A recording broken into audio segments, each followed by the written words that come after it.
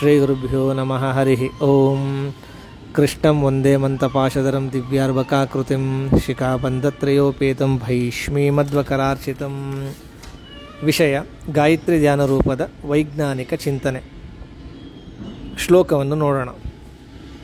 ಧ್ಯೇಯು ಸದಾ ಸವಿತೃಮಂಡಲ ಮಧ್ಯವರ್ತಿ ನಾರಾಯಣ ಸರಸಿಜಾಸನ ಸನ್ನಿವಿಷ್ಟ ಕೇಯೂರವಾನ್ ಮಕರಕುಂಡಲವಾನ್ ಕಿರೀಟಿ ಹಾರಿ ಹಿರಣ್ಮಯವಪುರ್ ಧೃತಶಂಖ ಚಕ್ರ.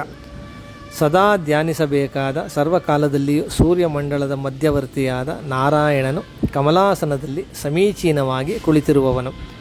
ತೋಳುಭೂಷಣವನ್ನು ಮಕರಾಕಾರದ ಕರ್ಣಕುಂಡಲವನ್ನು ಧರಿಸಿದವನು. ಕಿರೀಟವನ್ನು ಹಾರವನ್ನು ಧರಿಸಿರುವವನು.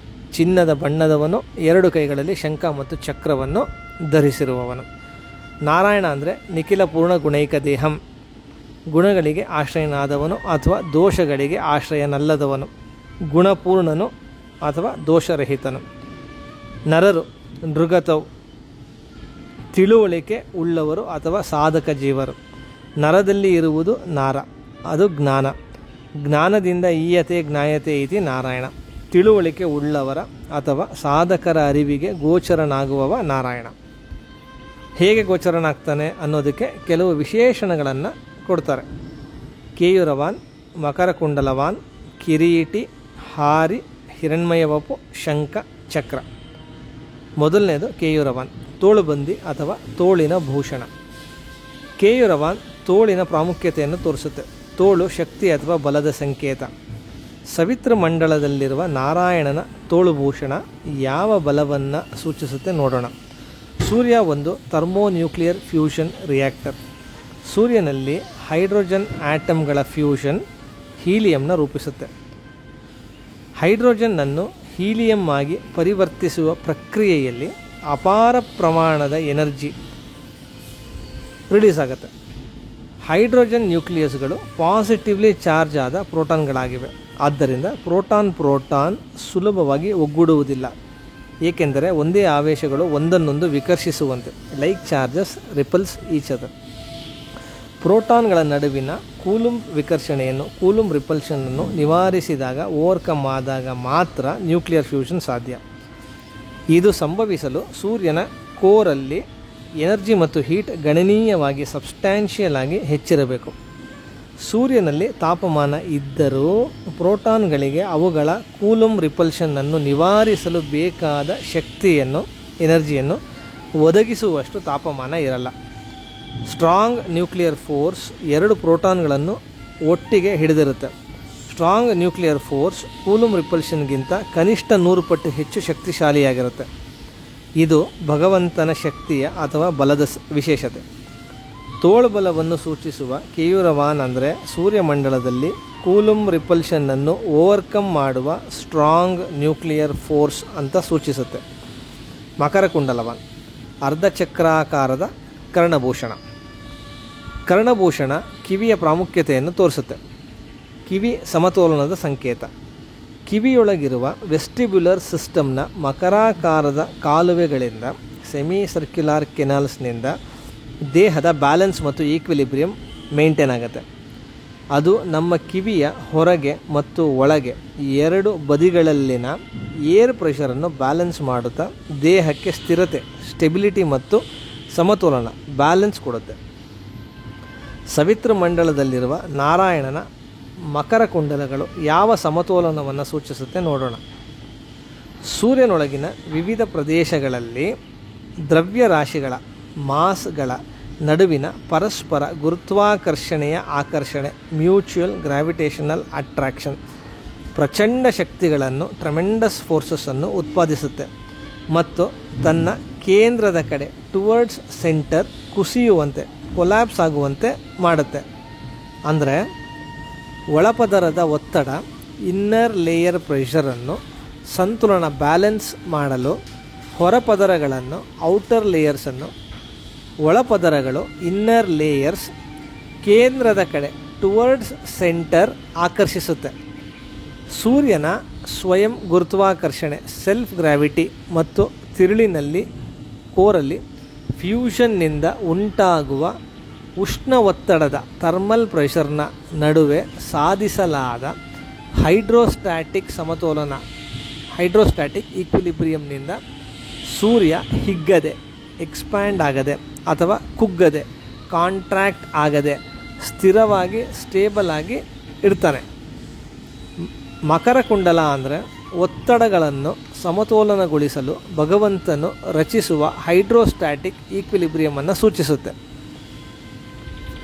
ಕಿರೀಟಿ ತಲೆಯ ಭೂಷಣ. ತಲೆಯ ಭೂಷಣ ಮೆದುಳು. ಮೆದುಳು ಸ್ವಯಂ ನಿಯಂತ್ರಣ ಕೇಂದ್ರ, ಸೆಲ್ಫ್ ರೆಗ್ಯುಲೇಟೆಡ್ ಕಂಟ್ರೋಲ್ ಸೆಂಟರ್. ಸವಿತೃ ಮಂಡಲದಲ್ಲಿರುವ ನಾರಾಯಣನ ತಲೆಯ ಭೂಷಣ ಯಾವ ನಿಯಂತ್ರಣ, ಕಂಟ್ರೋಲನ್ನು ಸೂಚಿಸುತ್ತೆ ನೋಡೋಣ. ಸೂರ್ಯನ ತಿರುಳಿನಲ್ಲಿ, ಕೋರಲ್ಲಿ ನ್ಯೂಕ್ಲಿಯರ್ ರಿಯಾಕ್ಷನ್ಸ್ನಿಂದ ಉತ್ಪತ್ತಿಯಾಗುವ ಶಕ್ತಿಯ ಪ್ರಮಾಣವು ಹೊರತಲದಲ್ಲಿ, ಔಟರ್ ಸರ್ಫೇಸಲ್ಲಿ ರೇಡಿಯೇಟ್ ಆದ ಎನರ್ಜಿಗೆ ಸರಿಹೊಂದುವಂತೆ ಸಾಕಾಗದಿದ್ದಾಗ ಸೂರ್ಯನ ಶಕ್ತಿಯು ಕಮ್ಮಿಯಾಗುತ್ತೆ. ಕಮ್ಮಿ ಶಕ್ತಿಯ ಪ್ರತಿಕ್ರಿಯೆಯಿಂದ, ಲೋ ಎನರ್ಜಿ ಫೀಡ್ಬ್ಯಾಕ್ನಿಂದ ಸೂರ್ಯನ ತಿರುಳು, ಕೋರ್ ಸ್ವಲ್ಪ ಕುಗ್ಗಿದಾಗ, ಕಾಂಟ್ರ್ಯಾಕ್ಟ್ ಆದಾಗ ತಾಪಮಾನ, ಹೀಟ್ ಮತ್ತು ಒತ್ತಡ, ಪ್ರೆಷರ್ ಹೆಚ್ಚಾಗುತ್ತೆ.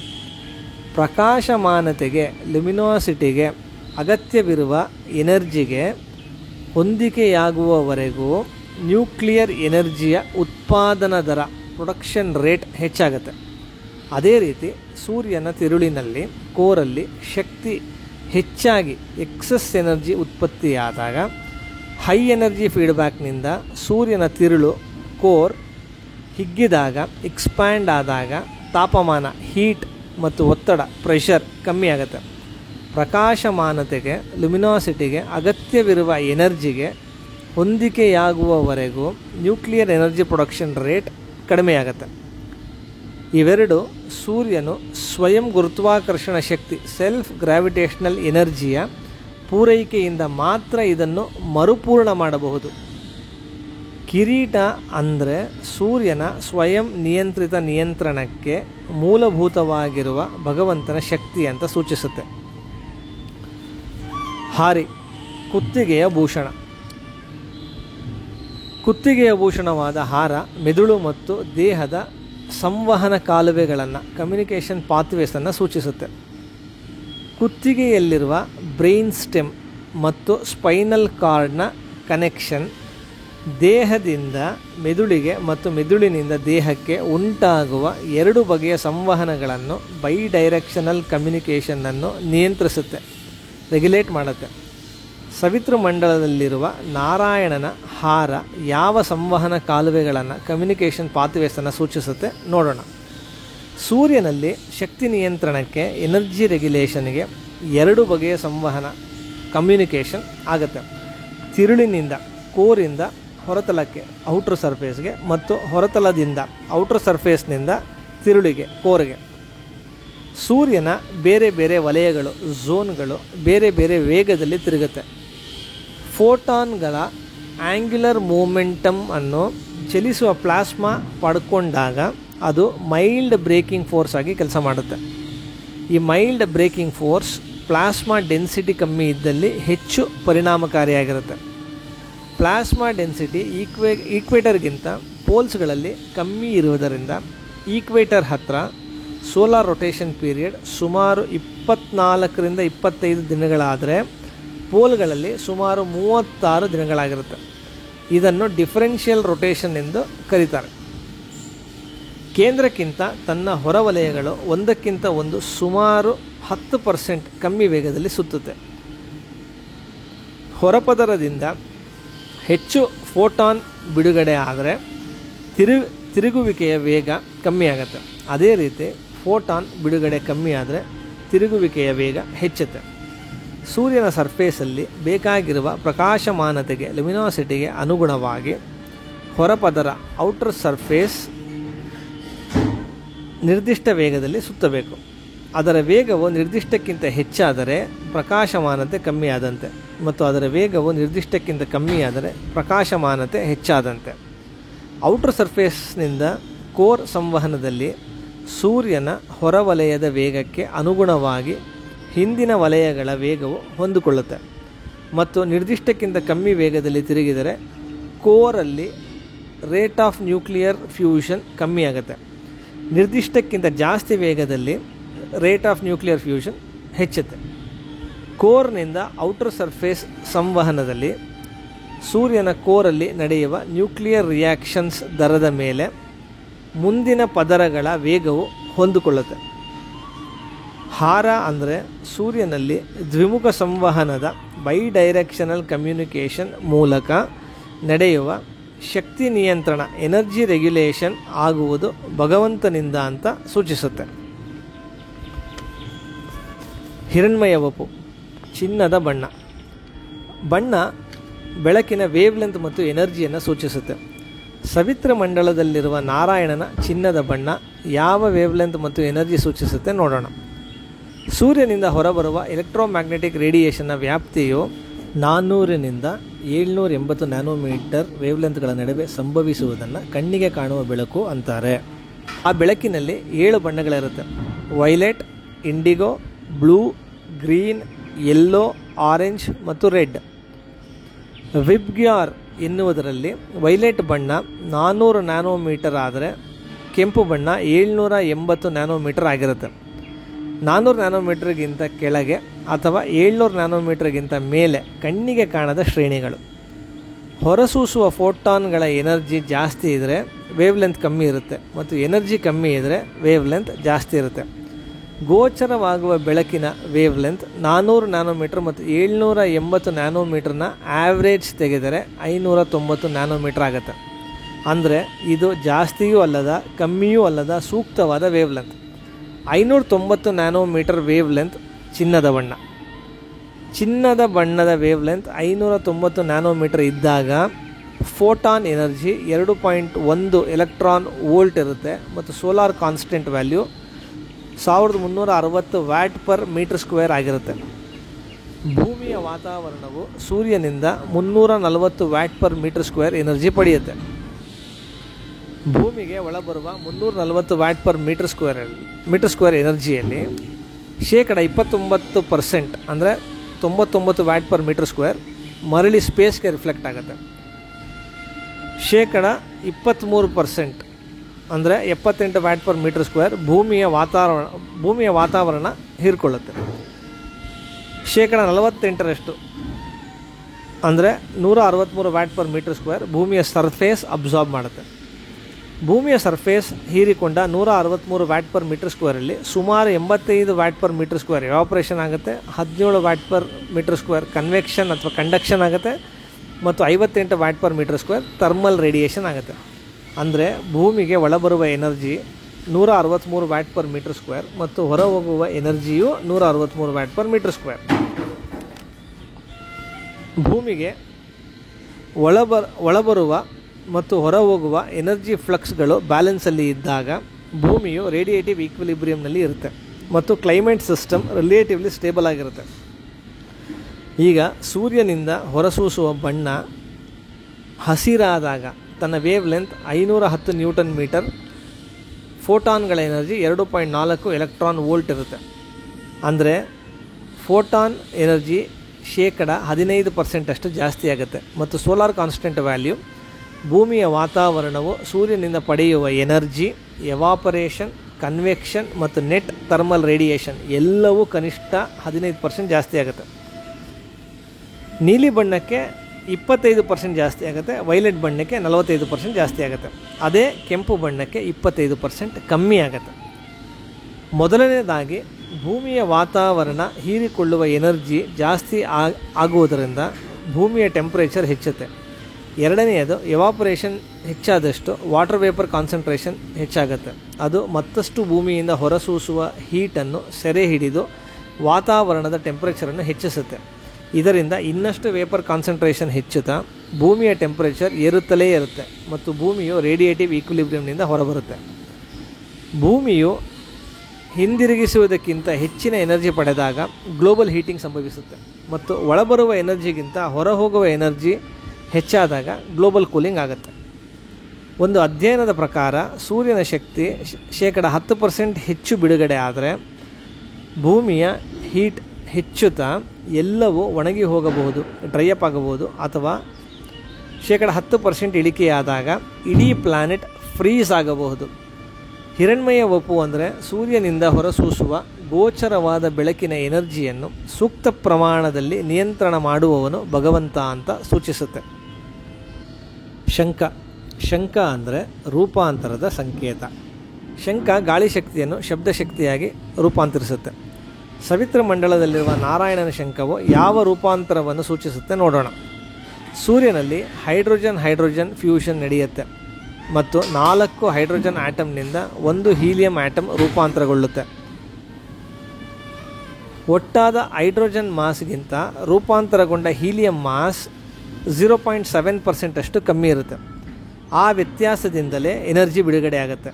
ಅಂದರೆ ಸೂರ್ಯನಲ್ಲಿ ಮಾಸಿಂದ ಎನರ್ಜಿ ರೂಪಾಂತರಗೊಳ್ಳುತ್ತೆ. ನಿಯಂತ್ರಿತ ಸೌರಶಕ್ತಿ ರೆಗ್ಯುಲೇಟೆಡ್ ಸೋಲಾರ್ ಎನರ್ಜಿ ಭೂಮಿಯನ್ನು ತಲುಪಿದಾಗ ಫೋಟೋಸಿಂಥಸಿಸ್ಗೆ ಕಾರಣವಾಗುತ್ತೆ. ಫೋಟೋಸಿಂಥಸಿಸಲ್ಲಿ ಲೈಟ್ ಎನರ್ಜಿ ಕೆಮಿಕಲ್ ಎನರ್ಜಿಯಾಗಿ ರೂಪಾಂತರಗೊಳ್ಳುತ್ತೆ, ATPಗಳಾಗಿ ರೂಪಾಂತರಗೊಳ್ಳುತ್ತೆ. ಸಸ್ಯಗಳಲ್ಲಿ ಈ ಕೆಮಿಕಲ್ ಎನರ್ಜಿಯು 2 ನೀರಿನ ಮಾಲಿಕ್ಯೂಲ್ಸನ್ನು ಸ್ಪ್ಲಿಟ್ ಮಾಡಿ ಆಕ್ಸಿಜನ್ ಗ್ಯಾಸನ್ನು ರೂಪಾಂತರಗೊಳಿಸುತ್ತೆ. ಮೇಲಿನ ಮೊದಲ ಹಂತದಲ್ಲಿ ಸೆರೆ ಹಿಡಿಯಲಾದ ಕೆಮಿಕಲ್ ಎನರ್ಜಿಯನ್ನು ಫೋಟೋಸಿಂಥಸಿಸ್ನ 2ನೇ ಸ್ಟೇಜ್ನಲ್ಲಿ ಅಂದರೆ ಕಾರ್ಬನ್ ಡೈಆಕ್ಸೈಡನ್ನು ಕಾರ್ಬೋಹೈಡ್ರೇಟ್ಗಳಾಗಿ ರೂಪಾಂತರಿಸಲು ಬಳಸಲಾಗುತ್ತೆ. ಶಂಖ ಅಂದರೆ ಸೂರ್ಯನಲ್ಲಿ ಮತ್ತು ಸೂರ್ಯನ ಬೆಳಕಿನಿಂದ ಆಗುವ ಎಲ್ಲ ಬಗೆಯ ರೂಪಾಂತರಗಳನ್ನು ನಡೆಸುವವನು ಭಗವಂತ ಅಂತ ಸೂಚಿಸುತ್ತೆ. ಚಕ್ರ. ಚಕ್ರ ಅಂದರೆ ಸರ್ಕ್ಯುಲೇಷನ್ ಮತ್ತು ರೀಸೈಕ್ಲಿಂಗ್. ಸವಿತ್ರ ಮಂಡಲದಲ್ಲಿರುವ ನಾರಾಯಣನ ಚಕ್ರವು ಯಾವ ಸರ್ಕ್ಯುಲೇಷನ್ ಮತ್ತು ರೀಸೈಕ್ಲಿಂಗನ್ನು ಸೂಚಿಸುತ್ತೆ ನೋಡೋಣ. ಸೂರ್ಯನಲ್ಲಿ ಉತ್ಪತ್ತಿಯಾದ ಎನರ್ಜಿಯು ವಾತಾವರಣದಲ್ಲಿ ಎಲ್ಲೆಡೆ ಸರ್ಕ್ಯುಲೇಟ್ ಆಗುತ್ತೆ. ಸೂರ್ಯನಲ್ಲಿ ಪ್ರೋಟಾನ್ ಚೈನ್ ನಡೆಯುತ್ತೆ. ಅಂದರೆ 4 ಪ್ರೋಟಾನ್ಗಳು ಸೇರಿ 1 ಹೀಲಿಯಂ ಆಟಮ್ ಮತ್ತು 2 ಪ್ರೋಟಾನ್ಗಳನ್ನು ರೂಪಿಸುತ್ತೆ. ಆ 2 ಪ್ರೋಟಾನ್ಗಳನ್ನು ಮತ್ತೆ ಪ್ರೋಟಾನ್ ಚೈನ್ನಲ್ಲಿ ಎನರ್ಜಿ ಉತ್ಪಾದಿಸಲು ಮರುಬಳಕೆ ರೀಸೈಕಲ್ ಮಾಡಲಾಗುತ್ತೆ. ಮತ್ತು ಈ ಕ್ರಿಯೆ ಎನರ್ಜಿ ಉತ್ಪತ್ತಿ ಪ್ರಕ್ರಿಯೆಯಲ್ಲಿ ಕಂಟಿನ್ಯೂಸ್ ಆಗಿ ರಿಪೀಟ್ ಆಗುತ್ತೆ.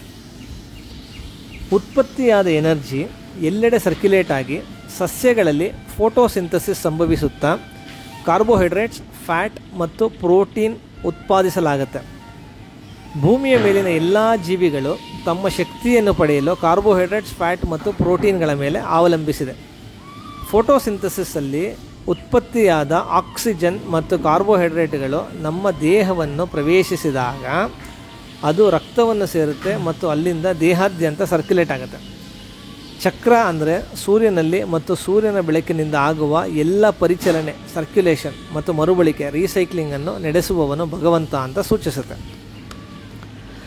ಸೂರ್ಯನಲ್ಲಿ ನಡೆಯುವ ಪ್ರತಿಯೊಂದು ಕ್ರಿಯೆಯಲ್ಲಿ ಭಗವಂತನ ವಿನ್ಯಾಸ ಮತ್ತು ನಿಯಂತ್ರಣ ಹೇಗೆ ನಡೆಯುತ್ತೆ ಅಂತ ಇಲ್ಲಿಯವರೆಗೂ ನೋಡಿದ್ವಿ. ಈಗ ಸೂರ್ಯನಲ್ಲಿ ನಡೆಯುವ ಕ್ರಿಯೆಯನ್ನು ನಾವು ಯಾಕೆ ಧ್ಯಾನ ಮಾಡಬೇಕು ಅಂತ ನೋಡೋಣ. ಮೊದಲನೇದು, ಸೂರ್ಯನ ಕ್ರಿಯೆಯಲ್ಲಿ ಭಗವಂತನ ವಿನ್ಯಾಸ ಮತ್ತು ನಿಯಂತ್ರಣದ ಜ್ಞಾನಕ್ಕಾಗಿ. ಎರಡನೇದು, ಸೂರ್ಯನಲ್ಲಿ ನಡೆಸಲ್ಪಡುವ ಕ್ರಿಯೆ ನಮ್ಮ ದೇಹದಲ್ಲೂ ನಡೆಯುತ್ತೆ. ಅದು ಹೇಗೆ ಅಂತ ನೋಡೋಣ. ಕೇಯುರವನ್, ಅಂಡ ಫೀಮೇಲ್ ಎಗ್ ಮತ್ತು ವೀರ್ಯ ಮೇಲ್ ಸ್ಪರ್ಮ್ 2 ಒಂಟಿ ಕೋಶಗಳು ಸಿಂಗಲ್ ಸೆಲ್. ಇವೆರಡರ ಫರ್ಟಿಲೈಸೇಷನ್ ಆಗುವುದೇ ಫ್ಯೂಷನ್ನಿಂದ. ನಮ್ಮ ಜೀವನ ಶುರುವಾಗುವುದೇ ಫ್ಯೂಷನ್ನಿಂದ.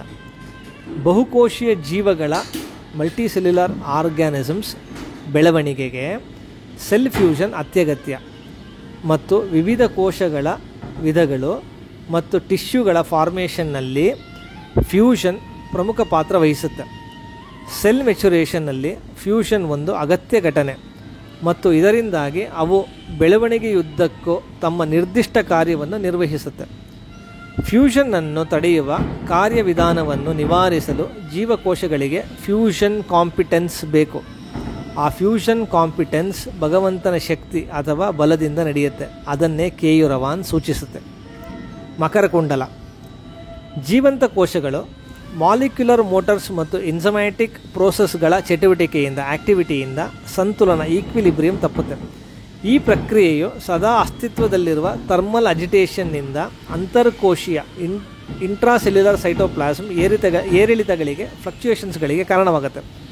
ಕೋಶದ ಪರಿಮಾಣ, ಸೆಲ್ ವಾಲ್ಯೂಮ್ ಮತ್ತು ಒತ್ತಡ ಪ್ರೆಷರ್ನ ಸಣ್ಣ ಬದಲಾವಣೆ ಕೋಶ ಪ್ರಸರಣ ಸೆಲ್ ಪ್ರಾಲಿಫರೇಷನ್, ಕೋಶದ ಸಾವು ಸೆಲ್ ಡೆತ್ ಮತ್ತು ಕೋಶದ ವಲಸೆ ಸೆಲ್ ಮೈಗ್ರೇಷನ್ಗೆ ಮುಖ್ಯ ಸಂಕೇತವಾಗಿ ಕಾರ್ಯನಿರ್ವಹಿಸುತ್ತೆ. ಕೋಶ ಪರಿಮಾಣ, ಸೆಲ್ ವಾಲ್ಯೂಮ್ ಮತ್ತು ಶೇಪ್ ರೆಗ್ಯುಲೇಷನ್, ಆಕಾರ ನಿಯಂತ್ರಣಕ್ಕೆ ಕಾರಣವಾಗಿರುವುದು ಕೋಶ ಪದರದ ಉದ್ವಿಗ್ನತೆ, ಸೆಲ್ ಮೆಂಬ್ರೇನ್ನ ಟೆನ್ಷನ್. ಅಂತರ್ಕೋಶೀಯ ಏರಿಳಿತಗಳನ್ನು ಮತ್ತು ಕೋಶ ಪದರದ ಒಟ್ಟಾರೆ ಉದ್ವಿಗ್ನತೆಯನ್ನು, ಓವರಾಲ್ ಸೆಲ್ ಮೆಂಬ್ರೇನ್ನ ಟೆನ್ಷನನ್ನು ಹೈಡ್ರೋಸ್ಟ್ಯಾಟಿಕ್ ಈಕ್ವಿಲಿಬ್ರಿಯಂ ರೆಗ್ಯುಲೇಟ್ ಮಾಡುತ್ತೆ. ಹೈಡ್ರೋಸ್ಟ್ಯಾಟಿಕ್ ಈಕ್ವಿಲಿಬ್ರಿಯಂನಿಂದ ಒತ್ತಡಗಳ ಸಂತುಲನ, ಬ್ಯಾಲೆನ್ಸಿಂಗ್ ಆಫ್ ಪ್ರೆಷರ್ ಆಗುವುದು ಭಗವಂತನಿಂದ ಅಂತ ಮಕರಕುಂಡಲ ಸೂಚಿಸುತ್ತೆ. ಕಿರೀಟ. ನ್ಯೂಕ್ಲಿಯಸನ್ನು ಜೀವಕೋಶದ ಮೆದುಳು ಎಂದು ಕರೆಯಲಾಗುತ್ತೆ, ಯಾಕೆಂದರೆ ಇದು ಜೀವಕೋಶದ ಮುಖ್ಯವಾದ ಕಾರ್ಯಗಳನ್ನು ನಿರ್ವಹಿಸಲು ಅಗತ್ಯವಿರುವ ನಿಯಂತ್ರಿತ ಮಾಹಿತಿಯನ್ನು ಹೊಂದಿರುತ್ತೆ. ಎನರ್ಜಿ ಉತ್ಪಾದನೆಯ ರಚನಾತ್ಮಕ ಬೆಂಬಲ, ಸ್ಟ್ರಕ್ಚರಲ್ ಸಪೋರ್ಟ್, ಬೆಳವಣಿಗೆ, ಗ್ರೋತ್, ರವಾನೆ, ಟ್ರಾನ್ಸ್ಪೋರ್ಟೇಷನ್, ಉತ್ಪತ್ತಿ, ರೀಪ್ರೊಡಕ್ಷನ್ಗಳ ನಿಯಂತ್ರಣವು ನ್ಯೂಕ್ಲಿಯಸ್ನ ಮುಖ್ಯ ಕಾರ್ಯ. ಇವೆಲ್ಲವನ್ನು ಫೀಡ್ಬ್ಯಾಕ್ ಪ್ರೋಸೆಸ್ನಿಂದ ನಡೆಸುತ್ತೆ. ATP ಉತ್ಪಾದನಾ ದರವನ್ನು, ರೇಟ್ ಆಫ್ ಪ್ರೊಡಕ್ಷನ್, ಕೋಶ ಚಯಾಪಚಯ, ಸೆಲ್ ಮೆಟಬಾಲಿಸಮ್ ಕ್ರಿಯೆಯ ಆಧಾರದ ಮೇಲೆ ಅವಲಂಬಿಸಿರುತ್ತೆ. ಜೀವಕೋಶದ ಚಯಾಪಚಯ ದರವು ಹೆಚ್ಚಿದ್ದರೆ ATP ಉತ್ಪಾದನೆಯು ಹೆಚ್ಚಿಸಲಾಗುತ್ತೆ. ಕೋಶ ಚಯಾಪಚಯ ದರವು ಕಡಿಮೆ ಇದ್ದರೆ ATP ಉತ್ಪಾದನೆಯು ಕಡಿಮೆಯಾಗುತ್ತೆ. ATP ಉತ್ಪಾದನೆಯ ದರವನ್ನು ಜೀನ್ ಟ್ರಾನ್ಸ್ಕ್ರಿಪ್ಷನ್ ಮೂಲಕ ನ್ಯೂಕ್ಲಿಯಸ್ ಸ್ವತಃ ನಿಯಂತ್ರಿಸುತ್ತೆ. ಸ್ವಯಂ ನಿಯಂತ್ರಿತ ನಿಯಂತ್ರಣವಾದ ನ್ಯೂಕ್ಲಿಯಸ್ನಿಂದ ಚಯಾಪಚಯ ಕಾರ್ಯಕ್ಷಮತೆ, ಸೆಲ್ ಮೆಟಬಾಲಿಸಮ್ ಫಂಕ್ಷನಾಲಿಟಿ ನಡೆಯುವುದು ಭಗವಂತನಿಂದ ಅಂತ ಕಿರೀಟ ಸೂಚಿಸುತ್ತೆ. ಹಾರ. ಪ್ರಾದೇಶಿಕವಾಗಿ ದೂರದ ಕೋಶೀಯ ವಿಭಾಗಗಳ, ಸ್ಪೇಷಿಯಲಿ ಡಿಸ್ಟೆಂಟ್ ಸೆಲ್ಯುಲರ್ ಕಂಪಾರ್ಟ್ಮೆಂಟ್ಸ್ಗಳ ನಡುವಿನ ಸಂವಹನವು, ಕಮ್ಯುನಿಕೇಷನ್ಗಳು ದ್ವಿಮುಖ, ಬೈಡೈರೆಕ್ಷನಲ್ ಹರಿವಿನ ಮಾಹಿತಿ, ಫ್ಲೋ ಆಫ್ ಇನ್ಫಾರ್ಮೇಷನ್ ಆಗಿರುತ್ತೆ. ನ್ಯೂಕ್ಲಿಯಸ್ ಮೆಂಬ್ರೇನಿನ ರಂಧ್ರಗಳು, ನ್ಯೂಕ್ಲಿಯಸ್ ಮೆಂಬ್ರೇನ್ ಪೋರ್ಸ್, ನ್ಯೂಕ್ಲಿಯಸ್ ಮತ್ತು ಇತರ ಆರ್ಗ್ಯಾನಿಲ್ಸ್ ನಡುವಿನ ದ್ವಿಮುಖ ಹರಿವಿನ ಸಂವಹನ ಕಾಲುವೆಯಾಗಿ, ಕಮ್ಯುನಿಕೇಷನ್ ಪಾತ್ವೆಗಳಾಗಿ ಕಾರ್ಯನಿರ್ವಹಿಸುತ್ತೆ. ನ್ಯೂಕ್ಲಿಯಸ್ನಿಂದ ಆರ್ಗ್ಯಾನಿಲ್ ಸಂವಹನ, ಕಮ್ಯುನಿಕೇಷನ್ mRNA ಮೂಲಕ ನಡೆದರೆ, ಆರ್ಗ್ಯಾನಿಲ್ಸ್ನಿಂದ ನ್ಯೂಕ್ಲಿಯಸ್ ಸಂವಹನ, ಕಮ್ಯುನಿಕೇಷನ್ ಕೋಡೆಡ್ ಪ್ರೋಟೀನ್ಸ್ ಮೂಲಕ ನಡೆಯುತ್ತೆ. ನ್ಯೂಕ್ಲಿಯಸ್ ಮೆಂಬ್ರೇನ್ ಪೋರ್ಸ್ ಮೂಲಕ ನ್ಯೂಕ್ಲಿಯಸ್ನಿಂದ ಆರ್ಗ್ಯಾನಿಲ್ಸ್ ಮತ್ತು ಆರ್ಗ್ಯಾನಿಲ್ಸ್ನಿಂದ ನ್ಯೂಕ್ಲಿಯಸ್ಗೆ ಬೈಡೈರೆಕ್ಷನಲ್ ಕಮ್ಯುನಿಕೇಷನ್ ನಡೆಯುವುದು ಭಗವಂತನಿಂದ ಅಂತ ಹಾರ ಸೂಚಿಸುತ್ತೆ. ಹಿರಣ್ಮಯ ವಪು. ನಮ್ಮ ಕೋಶಗಳು ಬಯೋಫೋಟಾನ್ಸನ್ನು ಉತ್ಪತ್ತಿ ಮಾಡುತ್ತೆ. ನಮ್ಮ ಕಣ್ಣಿಗೆ ಕಾಣದೇ ಇದ್ದರೂ 200 ನ್ಯಾನೋಮೀಟರ್ನಿಂದ 950 ನ್ಯಾನೋಮೀಟರ್ ಒಳಗಿರುತ್ತೆ ಅಂತ ನ್ಯೂರಲ್ ರೀಜನರೇಷನ್ ರಿಸರ್ಚ್ ಹೇಳುತ್ತೆ. ಬಯೋಫೋಟಾನ್ಗಳು ಕಣ್ಣಿಗೆ ಕಾಣದ ಆಪ್ಟಿಕಲ್ ರೇಂಜ್ ಸ್ಪೆಕ್ಟ್ರಮ್ನಲ್ಲಿರುತ್ತೆ ಅಂತಲೂ ಕೆಲವು ರಿಸರ್ಚ್ ಹೇಳುತ್ತೆ. ಬಯೋಫೋಟಾನ್ಗಳು ಎಲ್ಲ ಜೀವ ಪ್ರಕ್ರಿಯೆಗಳಿಗೆ, ಲೈಫ್ ಪ್ರಾಸೆಸ್ಗಳಿಗೆ ಪ್ರಮುಖ ನಿಯಂತ್ರಕ ನಿದರ್ಶನ ಎಂದು ನಂಬಲಾಗಿದೆ. ಬಯೋಫೋಟಾನ್ಸ್ಗೂ ಸೆಲ್ಯುಲರ್ ಮೆಟಬಾಲಿಸಮ್ಗೂ ನೇರ ಸಂಬಂಧ ಇದೆ ಅಂತ ವಿಜ್ಞಾನ ಹೇಳುತ್ತೆ. ಹಾಗಾದರೆ ಬಯೋಫೋಟಾನ್ಸ್ ಎನರ್ಜಿ ಹೆಚ್ಚಾದರೆ ಹೈಪರ್ ಮೆಟಬಾಲಿಸಮ್ ಉಂಟಾಗುತ್ತೆ, ಕಮ್ಮಿ ಆದರೆ ಹೈಪೋ ಮೆಟಬಾಲಿಸಮ್ ಉಂಟಾಗುತ್ತೆ. ಇದರಿಂದ ಉಸಿರಾಟ, blood circulation, body temperature, cell growth, brain functioning ಮುಂತಾದವು ಅಗತ್ಯಕ್ಕಿಂತ ಹೆಚ್ಚು ಕಡಿಮೆ ಆಗುತ್ತೆ. ಇದರ ಆಧಾರದ ಮೇಲೆ ಬಯೋಫೋಟಾನ್ಸ್ಗಳ ವೇವ್ ಲೆಂತ್ 200 ನ್ಯಾನೋಮೀಟರ್ ಮತ್ತು 950 ನ್ಯಾನೋಮೀಟರ್ನ ನಡುವೆ, ಅಂದರೆ 575 ನ್ಯಾನೋಮೀಟರ್ನಲ್ಲಿ ಇರಬೇಕು. 575 ನ್ಯಾನೋಮೀಟರ್ ಚಿನ್ನದ ಬಣ್ಣವನ್ನು ಸೂಚಿಸುತ್ತೆ.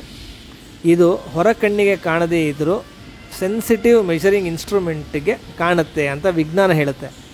ಆದ್ದರಿಂದ ಹೊರಗಣ್ಣಿಗೆ ಕಾಣದ ಸೂಕ್ಷ್ಮವಾದ ಬೆಳಕನ್ನು ಸೂಕ್ಷ್ಮವಾದ ಒಳಗಣ್ಣಿನಿಂದ ಕಾಣಬಹುದು. ಆಪ್ಟಿಮಮ್ ಮೆಟಬಾಲಿಕ್ ರೇಟ್ ಮತ್ತು ಸೆಲ್ ಹೋಮಿಯೋಸ್ಟೇಸಿಸ್ ಮೇಂಟೈನ್ ಮಾಡೋಕ್ಕೆ ಬೇಕಾಗಿರುವ ಬಯೋಫೋಟಾನ್ಗಳ ವೇವ್ ಲೆಂತ್ ನಿಯಂತ್ರಣ ಭಗವಂತನಿಂದ ನಡೆಯುತ್ತೆ ಅಂತ ಚಿನ್ನದ ಬಣ್ಣ ಸೂಚಿಸುತ್ತೆ. ಶಂಕ ಅಥವಾ ರೂಪಾಂತರ. ನಮ್ಮ ದೇಹದಲ್ಲೂ ಫುಡ್ ಎನರ್ಜಿಯನ್ನು ಅಥವಾ ಗ್ಲೂಕೋಸನ್ನು ದೇಹದ ಜೀವಕೋಶಗಳು ಬಳಸಬಹುದಾದ ಶಕ್ತಿಯಾಗಿ, ಅಂದರೆ ATPಗಳಾಗಿ ರೂಪಾಂತರಿಸಲಾಗುತ್ತೆ. ATPಗಳನ್ನು ADP ಆಗಿ ರೂಪಾಂತರಿಸಲಾಗುತ್ತೆ. ATP ಅಂದರೆ ಅಡಿನೋಸೈನ್ ಟ್ರೈಫಾಸ್ಫೇಟ್, ADP ಅಂದರೆ ಅಡಿನೋಸೈನ್ ಡೈಫಾಸ್ಫೇಟ್. ATP ಉತ್ಪಾದನೆ ಕ್ರಿಯೆಯಲ್ಲಿ ಆಕ್ಸಿಜನ್ ಕಾರ್ಬನ್ ಡೈಆಕ್ಸೈಡ್ ಆಗಿ ರೂಪಾಂತರಗೊಳ್ಳುತ್ತೆ. ಪ್ರೋಟೀನ್ ಉತ್ಪಾದನೆಯಲ್ಲಿ DNA RNA ಆಗಿ ರೂಪಾಂತರಿಸಲಾಗುತ್ತೆ. ಕೋಶದಲ್ಲಿ ಅಥವಾ ದೇಹದಲ್ಲಿ ನಡೆಯುವ ರೂಪಾಂತರ ಕ್ರಿಯೆ ಭಗವಂತನಿಂದ ನಡೆಯುತ್ತೆ ಅಂತ ಶಂಕ ಸೂಚಿಸುತ್ತೆ. ಚಕ್ರ. ಸೆಲ್ಯುಲಾರ್ ಕಾರ್ಯನಿರ್ವಹಣೆಗೆ ಮೈಟೋಕಾಂಡ್ರಿಯಾದೊಳಗೆ ಉತ್ಪತ್ತಿಯಾದ ATPಗಳನ್ನು ಇಂಟ್ರಾಸೆಲ್ಯುಲರ್ ಆರ್ಗ್ಯಾನಿಲ್ಸ್ಗೆ ಸರ್ಕ್ಯುಲೇಟ್ ಮಾಡಲಾಗುತ್ತೆ.